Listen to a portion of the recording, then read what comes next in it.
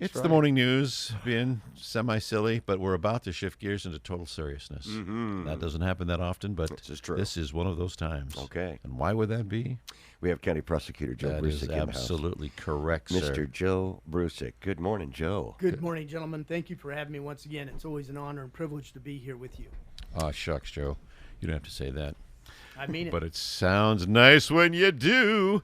Joe Brusic, boy, there aren't anything going on in your world. I don't know what we can talk about. You know, pretty boring Yeah, office, pretty boring job. Will you sit in on this gang thing tonight for Yakima? Is that something that you or some of your people will do when they have this You know, kind I of haven't been specifically invited, but I certainly can. Yeah? I just didn't know if that was part of, since you wind up prosecuting the cases, if somebody from your office was like your gang specialist or whatever. But that's Oftentimes I'm asked to do things like that. I don't believe I was for tonight, but I certainly can. Yeah, and I don't even mean like being on a panel. I just kind of like checking it out, seeing what's going on. I heard what Captain Seeley said, and he did a great job as always. And you know, the Yakima Police Department works very, very hard on gangs, and they do a fantastic job. And our office wants to always support them in their hard work and their investigations. You know, he mentioned that they really did start prolifically back in 1993 or so, and I remember that because I had done a number of years of adult prosecution and then was moved by Jeff Sullivan into the juvenile area, and I was actually on the cusp, myself and another prosecutor over in Kitsap County, were on the cusp of creating the automatic decline because of the gang shootings. Sure. And I remember dealing with you, Lance, back Yep. back in the mid-'90s on those exact issues. To clarify, automatic decline is basically what? We've got young kids doing big adult-type crimes, and they need to face a more serious potentiality, That's right. And based upon the specific crime that we created back then, and it has changed since then, and it expanded in 1997 from the original major crimes, but back then, and still exists today, 16 and 17-year-old juveniles that commit certain very serious crimes are treated automatically as adults. We don't have to go through a decline hearing, and that is a very important process, and I believe that it's substantially changed the gang prosecution over the last 25, 30 years in the state of Washington. Joe, we only have so much time with you, and man, we got there's so much things to talk about. But before you left last time, we didn't get to talk about. We have two cases we want to talk to you about specifically today. But before you left last time, we wanted to talk to you about demonstrators. How do you prepare? How do you protect yourself if you ever are in these demonstrations? It looks like a lot of these things are now going into suburban neighborhoods, and some people being attacked in their homes and things like that. A lot of people around here carry concealed. Okay, so you find yourself, and let's say at your home, on your property, and what kind of, how can I protect myself, my property? Do I have a right to pull my gun out if these people started attacking my neighborhood? Well, once again, you bring up a huge issue for us as prosecutors, as law enforcement officers. Self-defense and, not only of yourself or of others is critically important in today's society. We know that, not just nationally, but especially locally. And it segues into the two cases that recently made a decision on in terms of the homicides. But to really, truly talk about this and to have a large conversation, it would take an expansive amount of time. And this is not just a soundbite. I mean, self-defense is a continuum. We look at it as prosecutors factually from point A to point B and what happens both before, during, and after. And all of that is relevant information, and that's called evidence. And that's what we take into account as prosecutors. That's what law enforcement officers investigate. They provide that investigation to us as prosecutors, and we make the charging decision. Please remember that law enforcement officers do not charge people with crime. They investigate, and they send allegations that they believe are there for us to consider. We can make that ultimate charging decision, and we are the only entity to make that decision. And so we look at all of the facts. We look at them objectively. Obviously, if we have a bias or conflict of interest, we should not be making those decisions. But if we don't have a bias or a conflict and we're working ethically, we want to always look at not only the facts of what we can prove and charge out the crimes that we believe are called the res gestae of the case, the criminality. We also look at and are mandated by statute to look at all reasonable defenses. We can't disavow. We can't get caught up in the emotionality, which we see across the country all the time, every day now, of prosecutors and law enforcement and various people who work very, very hard to make these decisions, and people are basing decisions on emotionality. We should not do that as prosecutors. And so self-defense is a huge issue. Carry, conceal is very important. I believe in Second Amendment. I support it wholeheartedly. People can carry, conceal, but we're also an open carry state.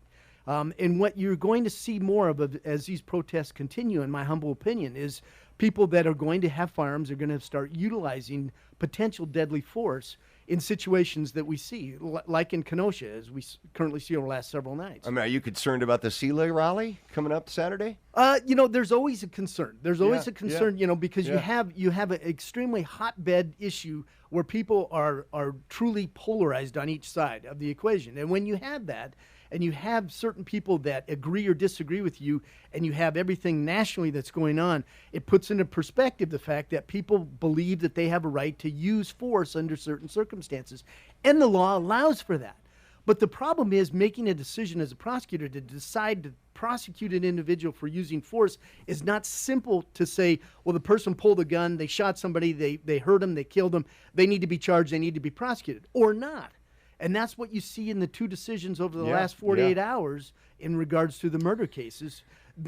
Once again, murder is a subjective word. These are homicides. The death of a human being doesn't necessarily mean that potentially are murder. There are reasonable defenses that we must look at as prosecutors to make those decisions. So really, in a nutshell, I guess, in protecting yourself, whether you're in a demonstration or a rally, or if you're at your home and they're attacking your home, it's your life. You must have your life must be in imminent danger before you pull that gun and shoot. Right? Essentially, and that's the bottom line. That is the bottom line. And essentially, what we look at is self-defense. Basically, to boil it right down to two main words, has to be necessary and proportional. So you can't generally, under the law, use deadly force to protect your property. But you can use deadly force if you're protecting yourself or someone else that you're with, and you believe that you're in imminent danger, imminent fear of serious bodily injury or death.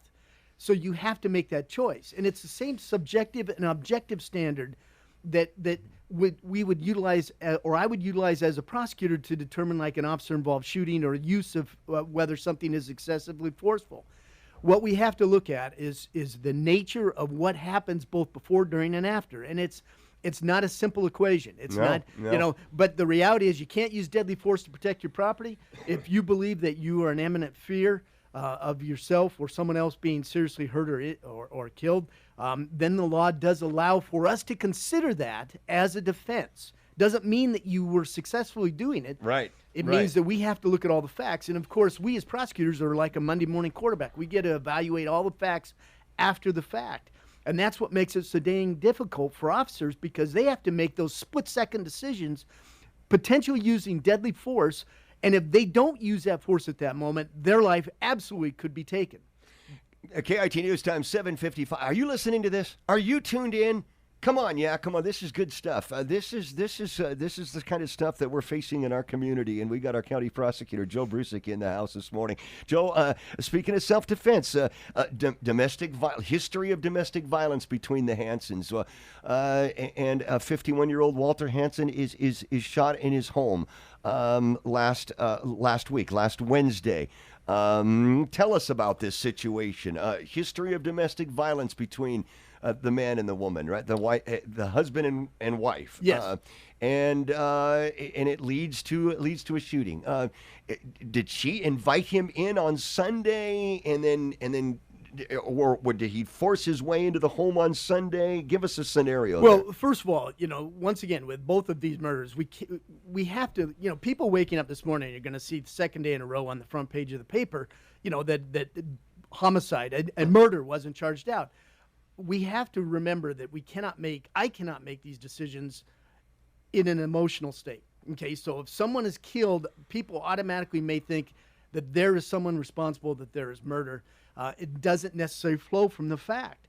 Now, domestic violence is a dangerous situation. It's terrible. We've had problems with this in our community for years. It has gotten somewhat worse over the last year, especially during COVID, and I'll provide some numbers briefly on that in a moment. But the reality is that any relationship that has that domestic aspect to it is going to come in generally as admissible evidence in a case such as this, when you have people that are intimate, that they're married, they have a relationship, they're living together. Their past history is going to come into things to show what the basis of fact. Once again, getting into the mental state of the individuals that were involved in this case, especially the shooter. And we can't disavow from the fact that, we don't take these and marginalize the facts and say what happened at that very moment. We have to look at, once again, the expansiveness in time over the course of time to determine what was her subjective belief. Remember, it's a subjective and objective analysis. And you look at what she was undergoing or what a person's undergoing when they're under domestic violence, and it's critically important that people understand that we as prosecutors have to take that into account. And you need to take into an account how a jury would view all of this as well, right? Exactly. I mean, that's got to be huge. Well, That's it's gotta be a ultimately huge part of your decision. We have to do that. We have to look at what we can prove beyond a reasonable doubt. That's our standard. It's the highest burden of proof under the law, and it should be. And we have to prove it to 12 people, and it has to be unanimous. And so we have to garner the evidence through the investigation by law enforcement to be able to prove beyond a reasonable doubt the elements of each and every crime that we allege. And if we can't, then that person would obviously then be acquitted. We have to take into account the nature of those facts that are going to be presented by both the prosecutor and the defense to that jury. It's fascinating because it's not just what you see. I mean, when you walk into the scene, you would think, oh, this is cut and dry, or so. I mean, but there's so many other factors that need to be considered before you make your decision. And I just find it fascinating. How many times has this happened in the county prosecutor? This is pretty rare, isn't it? This is rare in terms of not charging out murders. Yeah. I don't have specific numbers for that, but it's something that you take case by case basis. I don't look at it and keep a scorecard as to whether we've got 5 or 10, and therefore I must on the 11th charge this out. One thing I want to emphasize though is that the decisions that I made specifically, and that I'm responsible to the community and to the voters for. On these cases is not that they are not going to be charged out, because we always expect potential further investigation and more information that then we can charge out. So say 2 or 3 weeks from now we obtain more information, especially on the matter involving Mr. Villa and the shooting down in Wapato. If we, after working with YSO and get more information, which I talked to them about over the last 24 to 48 hours, we can charge that out. And we can bring him back to court. As a guy who's watched, by my count, about 7 million police shows, when they say, the prosecutors always say, you want to get this guy? Get me more information. Give me something that I can work with. That's just sort of what happens, right? Couple of big cases in the news this week, and this one out today. There, that was it. That was it. That was it. Oh, that was it. Gotcha. That's the Law and Order sound effect from the TV show. Okay. Everybody goes, what's that sound? That's it. Right like there. that. Like that. I think that should be Joe's theme song. And Joe Brusic. Bing, bing. Okay. All right. 31-year-old man accused of shooting 2 men at his home in Wapato last Thursday. This is in the news today. Like you said before we left you at the top of the hour, just because these cases are not being charged out now, more information could come and you could charge these folks. But at this time, we know that Jesse Villa, 31-year-old, comes home at 2:50 in the morning, finds these men in his home.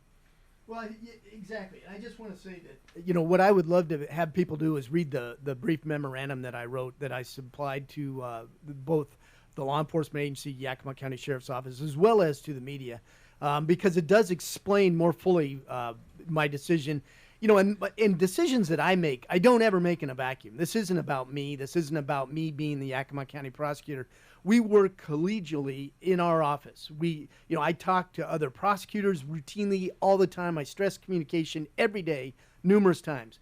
And so I don't make decisions in a vacuum. I talk with law enforcement. We talk with law enforcement. We have brilliant minds in the Yakima County Prosecutor's Office.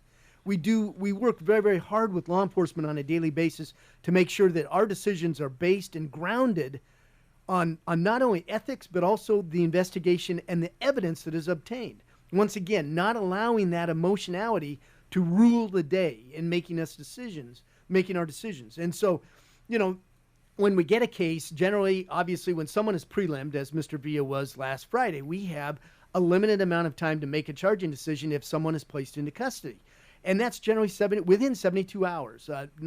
It's a difficult situation for us oftentimes. And in both of these cases, they were placed into custody. We had to make a decision within days, and it's not enough time to be able to make some of these very complex, difficult decisions involving self-defense.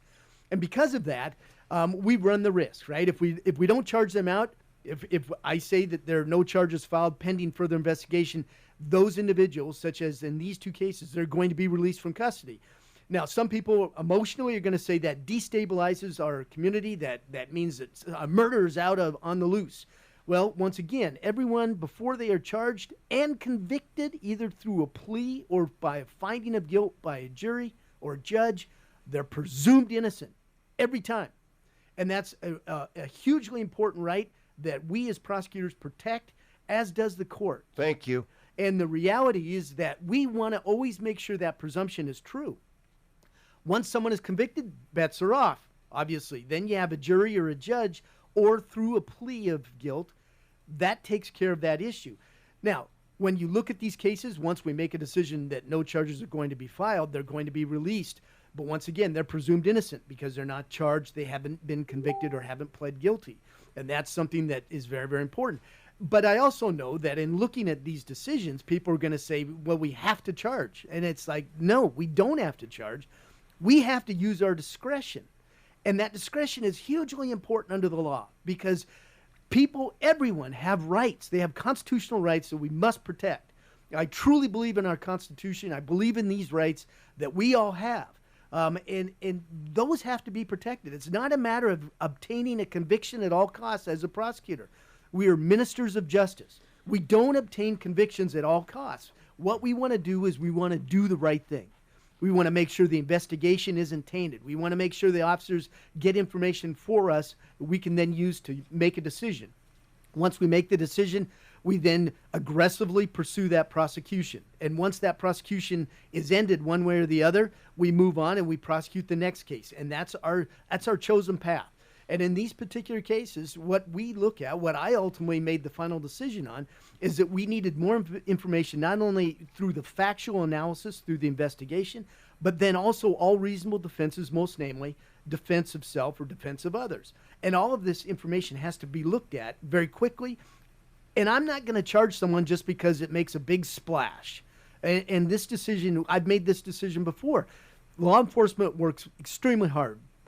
Police officers, I support them, but I'm not a rubber stamp, and neither is our office. And they do their job, and they do it great, but we have to be an independent reviewing party to make sure they do that job well and provide us the information one way or the other. And the whole basis for prosecutors and law enforcement officers to get along the way that we do, and I believe we get along very well in Yakima County, is communication. And that's exactly what we had. I communicated well with the Yakima County Sheriff's Department, with Sheriff Udell, and officers that investigated the case involving Mr. Villa. I involved myself with Yakima Police Department. On the Hansen case, I received an email from someone that provided some additional information that I immediately sent to Detective Ryan Pepper, who's on the Hansen case yesterday. All of this it's a continual investigation. It's a continual obtaining of information. So you're not actually saying, Mr. Villa, you're you're in the clear now. You're out of the woods. Absolutely not. No. I mean, and there's really no statute of limitations. I mean, this could hang over his head for many years. That's right. Yeah. In the state of Washington, there's no statute of limitations for murder. Yeah. For charging out murder. So something, and that's why you see cold case homicides that can come back 20, 30 years later. But on the surface of it, from what you know now, these both were self-defense. These were shootings in defense of themselves or another person. Well, but here's the difference. That's not exactly accurate, Lance, because I'm not saying that it is self-defense. I didn't make a final decision. We as an office didn't make a final decision. We need more information to be able to come to that conclusion. If we obtain more information, more investigation through the interviewing of witnesses and the evaluation of the evidence, which is ongoing now, then it can ultimately be decided in totality that particular individual wouldn't be charged. Because what you just said is the 72 hours that you had wasn't enough. Wasn't enough for these cases. Wasn't enough time. I'm not going to rush to. Once again, the greatest power, the greatest authority that prosecutors have, in my humble opinion, is the ability to charge someone with a crime. We're the only entity that can do that. Law enforcement can't do it. No one else can. The court doesn't charge people with crime. We're a separate branch of government, the executive branch of government. So when we charge someone with a crime, please understand it's a hugely serious matter. Why? Because under the law, we have the ability to label someone's behavior. Who else in our society can do that? No one. Prosecutors do. So when we label someone's behavior, it's extremely serious because, once again, immersing someone in the criminal justice system is obviously extremely stressful for everybody involved, but especially with someone that you charge with a crime. Maybe they deserve it from the public state of mind, but from our state of mind, we want to always make sure we uphold the presumption of innocence until that person pleads or is found guilty. But immersing someone in the criminal justice system is something we as prosecutors ethically must take seriously. So when we see on police shows, again, getting back to my 7 million cop shows, and the police come in and say, Jack Balzer, you're under arrest for the embarrassment of Lance Jeremy. That declaring what you're under arrest for that we see there, do police have to give you a charge or a suspicion of? Do they say you're under arrest for the suspicion of this, or what's the process there? Well, they oftentimes do, and but they don't have to declare it formally. I mean, obviously, they're going to make that arrest. They're going to make a decision. And once again, a huge difference between prosecutors and law enforcement is we as prosecutors don't tell law enforcement to arrest somebody. That's their discretionary decision. And that is what they do because we're not experiencing what they are, say, out on the street. They make that decision. Now, we may be consulted. We may be called up at 2 a.m. in the morning. We always have an on-call prosecutor. That prosecutor would be asked, by the law enforcement officer oftentimes, do we have probable cause to arrest? And the prosecutor could certainly say that. And then, of course, the prosecutor can give that advice and say, yeah, I believe you do. And then that officer may or may not choose to arrest that person. An officer is probably most of the time going to advise someone what they're under arrest for, and it's commonplace to do that. However, that's not the charge. That potentially doesn't stick because Right. If I get that 2 days later and they're in custody, I can say, well, no, there's not enough evidence, or there's a defense here, and we choose not to charge it out. And we do that on a daily basis in making that analysis, making that evaluation of the evidence, and it's part of our job. And a lot of times the officers are completely correct, and we memorialize their hard work by charging individuals with a crime. But we, once again, are not a rubber stamp, and any good officer would acknowledge that. And they acknowledge the fact that they are not the charging entity. They understand that we've got a job to do, and they've got a job to do, and that we try to come together to make the system work, criminal justice system. Once again, with the overall goal as our office and law enforcement in general is to protect everyone in the society that we live in, the community residing in Yakima County, and engaging in public safety. Yeah, even and to preserve the rights, even the rights of the alleged criminals. They have rights until the minute they don't. Exactly. I mean, once again, we don't, as prosecutors, get conviction at all costs. We're ministers of justice, and what that means is that we as prosecutors are mandated ethically under the law to make sure that if we believe that we can't charge, we should not charge. It's unethical to do so. Once again, if at any time we obtain evidence that shows that someone is not guilty of what we've charged them with, we're duty bound to dismiss that case. And we take that very, very seriously.